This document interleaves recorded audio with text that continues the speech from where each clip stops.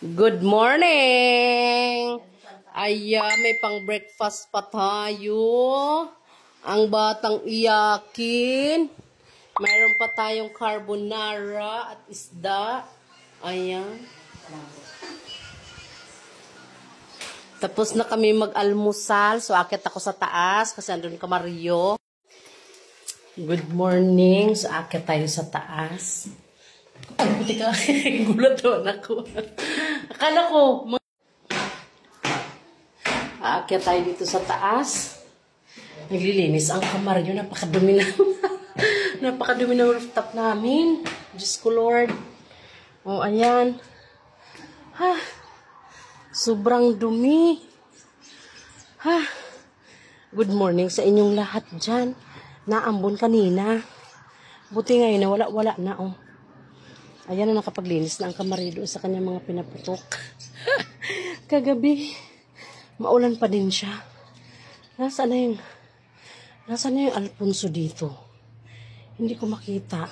Maraming tira yung kagabi Alfonso. Hindi ko alam kung nasaan napunta. Hindi nila naubos yun yung pangalawang bote. Kapagod umakit sa hagdan. Ayan. Ha? Kumusta ang inyong New Year? Maraming linisin, ano? Hi, maraming linisin ng New Year. Nasaan yung Alfonso de? Tinapon mo na? Kalahati na? Ah.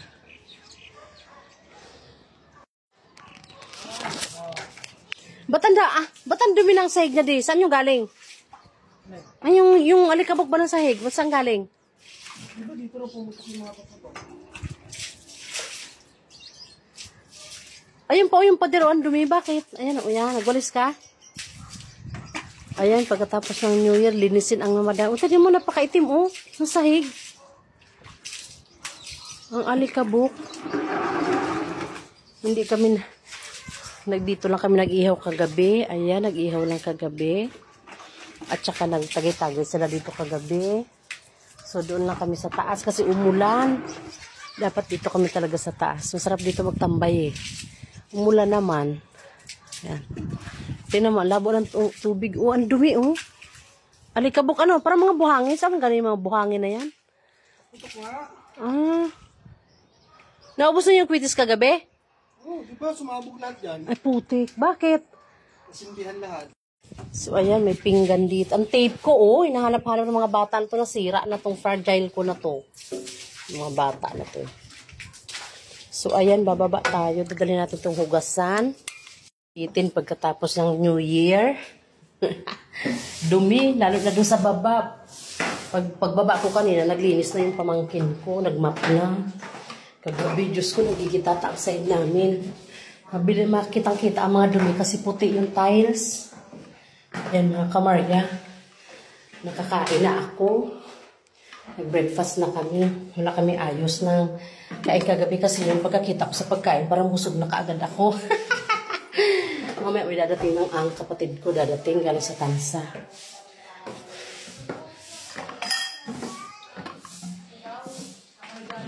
Ayan. Kain tayo. Kain ulit. Habang mayroon pa. Kain.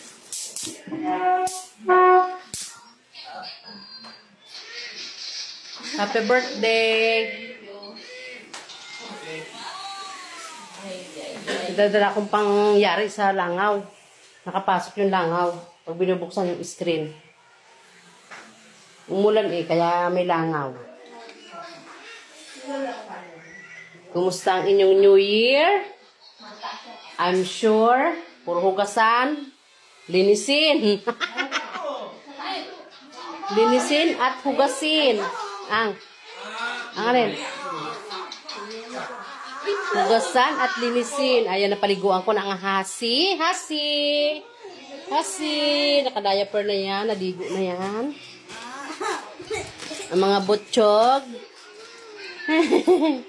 Ginugupitan ng daddy ng kuko.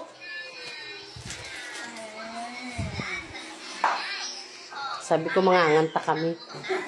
May pakanta ko si Mamay. Ay, nakakagay ka.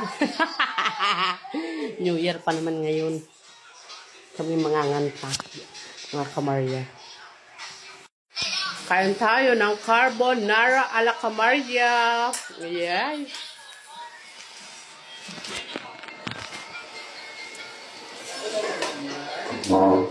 Oh, kaon ko. Kaulan?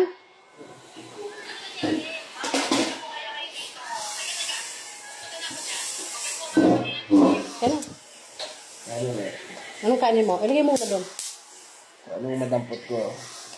Gusto mo lagay yung pinggan? Ano lang? Ha? Asan yun? Sarap. Ang likod ko. Bakit? Siguro pares. Bakit hindi ito yung pawis ka pa sa kagahapon?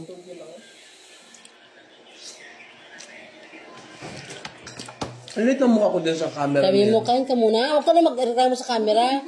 Magbablog tayo, kumain ka.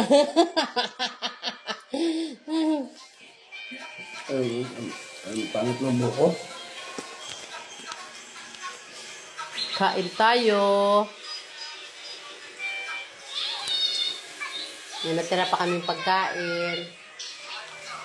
Bukas nito wala na.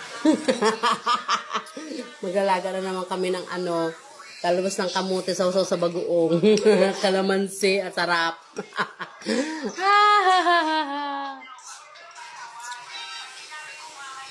Yung fruits ko, ito na lang natira. Nadampot na ng iba. Ito, this is mine. Dalawa yung apple ko na pula Sa likod ka. Hindi, ganito na ang style. Ayun. Mayabu yata to. Parang sarap kainin. Ang kulay niya ba? Sarap, ang ganda ng kulay. Parang sarap yun. Pagkain matabang. Oh, ito? Di ba may ganyan na parang may buhangin ka? Oo, yun nga. Ito yata yun. Yung apple na parang may buhangin. May parang buhangin na mayabo. Ito, sarap ako sa kulay. Akin itong isa. Ayan. Kainin nyo na yan. Wag lang itong isa. Parang ganda kasi ng kulay. Yan pag ginain mo. Ano ka pala eh? Honeydew? Oo, yan. Katry ko to honeydew. First time ko bumili nito. Hindi kami nabili. Masarap doon sabi ni Inday, malamig. Parang yan ang kinakain yan. Try natin.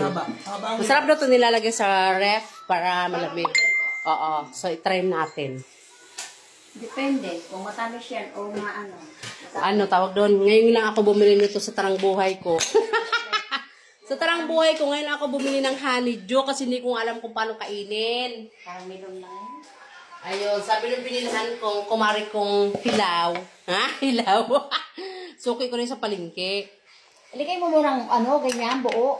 Yun nga, sabi ni Julie, ano na daw? Iyakin? Oo. Ayan. So, tatry natin i-slice ng kaunti, ganun. Ayun, nag-crack. Parang pakwan. Parang pakwan siya pag biniya kasi napuputok din. Parang melon ang laman yan, ang buto. Parehas. Ayan, tatry nga natin. First time ko bumili nito sa tanang buhay ni Kamaria. Parang milon. Ayan. Mabango. Parang milon na puti lang siya, ang style. Tinan mo,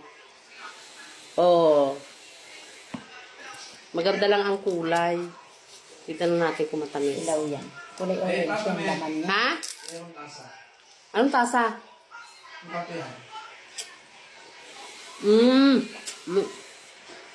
Masarap naman kung hamis.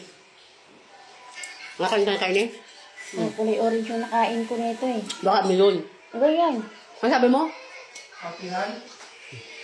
Sabi nga. Masarap siya mga kamarya. Okay naman pala ang lasa. So, bibili na ako nito. Kahit hindi New Year, kahit hindi Pasko, bibili na ako nito. Masarap pala. Lalo na pag ilagay natin ito sa ref. Sabi kasi nung binilhan ko, pag ilagay mo na sa ref para malamig.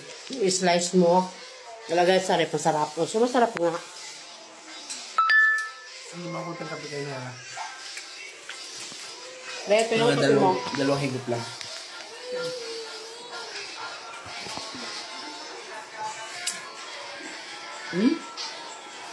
Parang melon pala. May orange ang laman nun eh. Nakain ko orange yung kinain namin eh. Well, ka-video pala to. Ka-video?